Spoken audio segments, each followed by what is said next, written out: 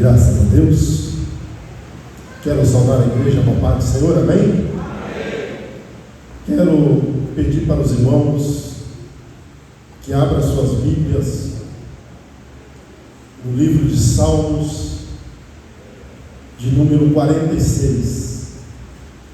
Livro de Salmos, de número 46. Nós sabemos que Salmos não tem capítulo, Salmos tem número e versículo. Os irmãos localizaram os Salmos de número 46, o verso de número 9. Amém? Quando os irmãos acham, quero agradecer ao pastor, amém, por essa oportunidade nesta noite. Diz assim, Salmos de número 46 e o verso de número 9. Ele faz cessar as guerras até o fim da terra, quebra o arco, corta a lança, queima os carros no fogo. O verso de número 10 vai dizer: aquietai-vos e sabei-vos que eu sou Deus. Serei exaltado entre as nações, serei exaltado sobre a terra. Amém? Podemos assentar. Eu louvo a Deus por esta oportunidade nesta noite para poder estar ministrando a palavra de Deus neste culto da família. Confesso para os irmãos que a minha tarde estava boa. Mas quando a gente é convidado para pregar, parece que, né, até quando a gente não prega no microfone. Mas eu agradeço a Deus por essa oportunidade, estou muito feliz, amém, meus irmãos? E eu comecei a orar a Deus por uma palavra, e esse Salmos de número 46 veio então até a minha alma, e eu comecei a meditar neste salmo, que ele começa dizendo desde o início: Deus é o nosso refúgio e fortaleza, socorro bem presente na angústia, pelo que não temeremos, ainda que a terra se mude, ainda que os montes se transportem para o meio dos mares, ainda que as águas rugem e se perturbem, ainda que os montes se abalem pela tua braveza, ao rio cujas correntes alegram a cidade de Deus, o santuário da morada do Altíssimo. Deus está no meio dela, não será abalada. Deus ajudará ao romper da manhã. As nações se embravecerem, os reinos se moveram. Ele levantou a sua voz e a terra se derreteu. O Senhor dos exércitos está conosco. O Deus de Jacó é o nosso refúgio. Vinde contemplar as obras do Senhor, que desolações foram feitas na terra. Ele faz cessar a guerra até o fim da terra, quebra o arco, corta a lança, queima os carros no fogo.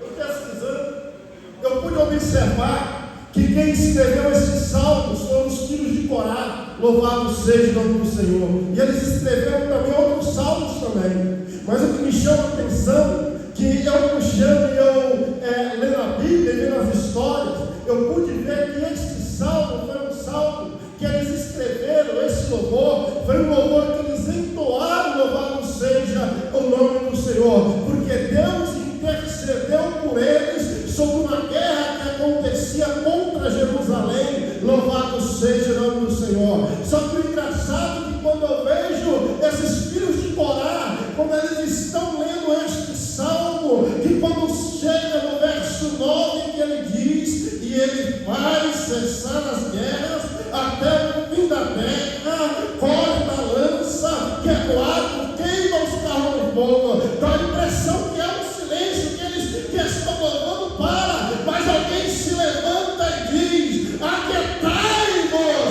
e sabei-vos que eu sou Deus, louvado seja o nome do Senhor. Este Deus está aqui nesta noite, louvado seja o nome do Senhor.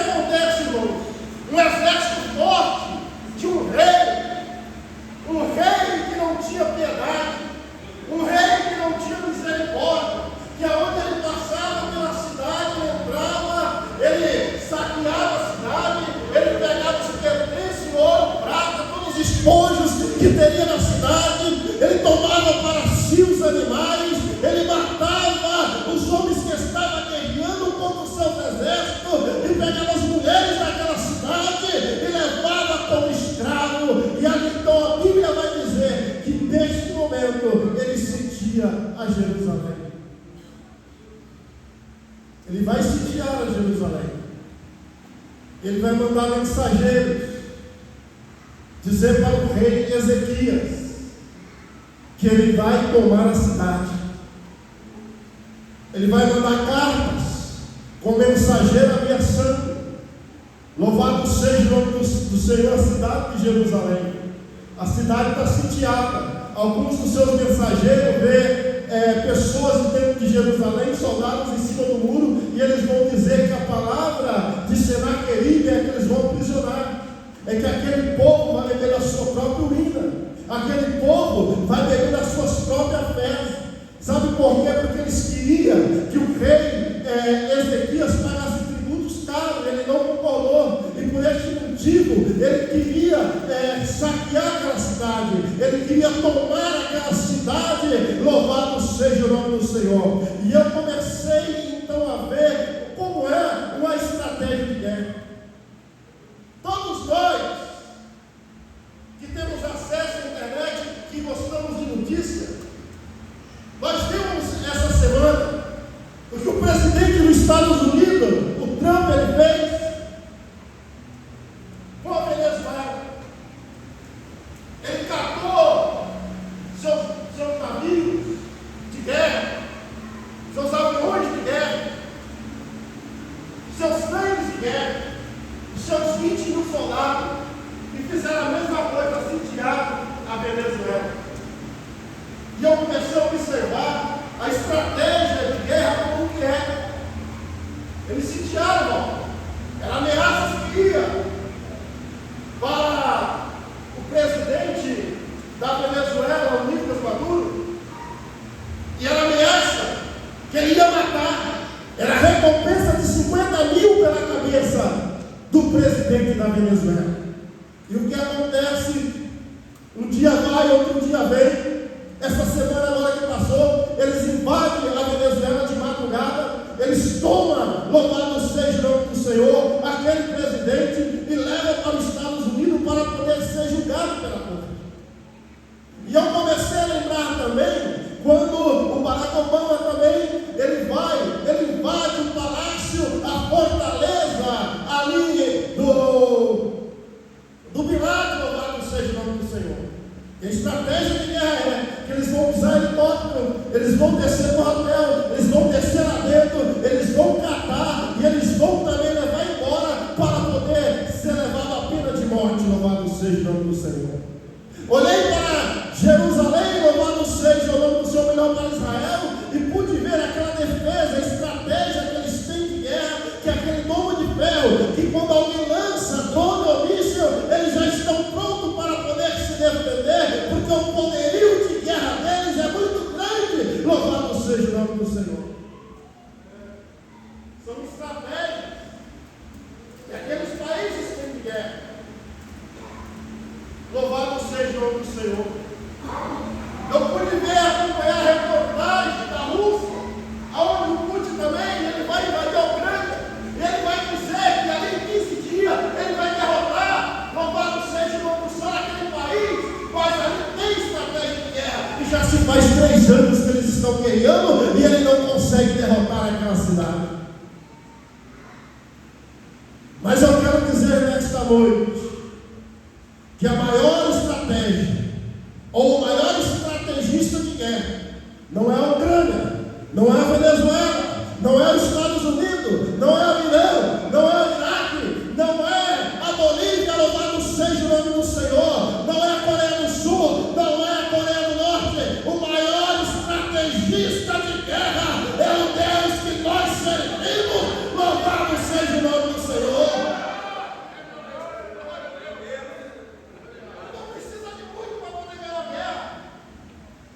Esse nosso Deus é o maior estrategista de guerra.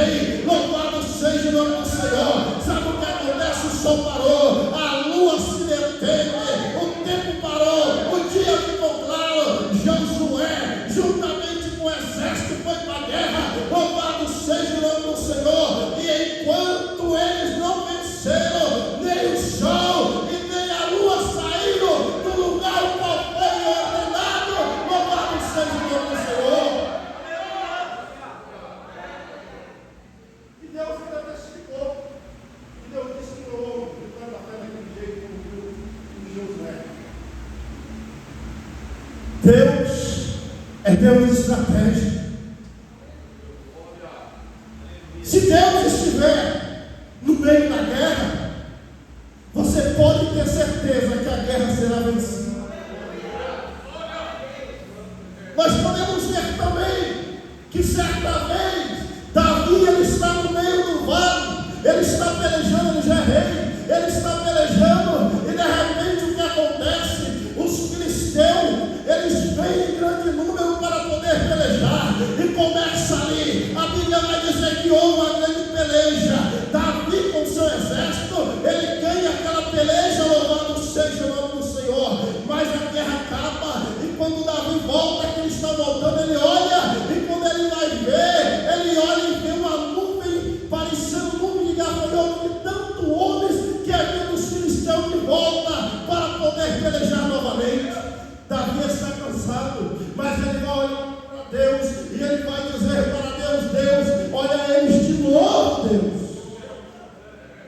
Eu vou, filho. O Senhor vai dizer: eu sou Deus de estratégia. Aquietai, fica, não vai não.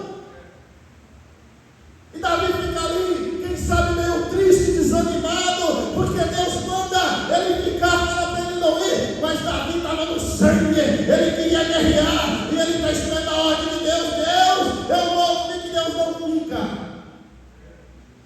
Tem horas, irmãos, que nós precisamos pedir a direção de Deus, até para poder guerrear,